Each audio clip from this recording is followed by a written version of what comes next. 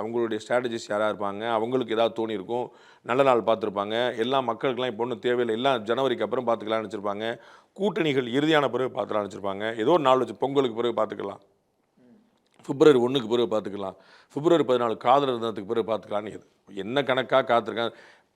அதுக்கு தான் திரும்ப திரும்ப நான் திமுக மேற்கோள் காட்டுறேன். திமுக வந்து அதுவும் வட மாநிலங்களில் பாஜகவும் அவங்க வந்து 365 நாளும் எலெக்ஷன் மோடில் தான் இருப்பாங்க. அவங்களுக்கு வந்து எதுவும் கிடையாது. சம்பந்தம் இல்லாமல் காவிரி பிரச்சனையை கொண்டு வருவாங்க, சம்பந்தம் இல்லாமல் கச்சத்தீவு பிரச்சனையை கொண்டு வருவாங்க, சம்பந்தம் இல்லாமல் இந்தி திணிப்பும்பாங்க, ஏதோ ஒன்று சொல்லிட்டு இருப்பாங்க. அப்படி இல்லவே இருக்காது. சம்பந்தம் இல்லாமல் நீங்கள் கொஞ்சம் யோசிச்சு பாருங்கள். டீலிமிட்டேஷன் ஒரு பிரச்சனை எவ்வளோ பெருசாக கொண்டு வந்தாங்க, எங்கே இருக்குது? சிஏஏன்னு ஒரு பிரச்சனை கொண்டு வந்தாங்க, எங்கே இருக்குது? மக்கள் தொகை கணக்கெடு ஒரு பிரச்சனை, அந்த பிரச்சனைலாம் இன்னைக்கு இல்லை. அதை பற்றி அவர்களே பேசுவதில்லை. ஆனால் அன்னைக்கு எப்படி பேசுகிறாங்க பாருங்கள். தென் மாநில முதலமைச்சர்லாம் கூட்டு வந்து இந்தியாவுக்கு ஒரு செய்தி ஆச்சா பூச்சான்னு ஒரு சிஏ பாருங்கள், தமிழ்நாடு ஸ்தம்பித்து எவ்வளோ பிரச்சனை பண்ணாங்க. அந்த பிரச்சனைலாம் இப்போ எங்கே இருக்குது? எதுவுமே இல்லை. அந்த பிரச்சனையே கிடையாது. ஆனால் இவர்களாக ஊதி பெரிதாக்கி ஒரு பிரச்சனையை உருவாக்கினார்கள்.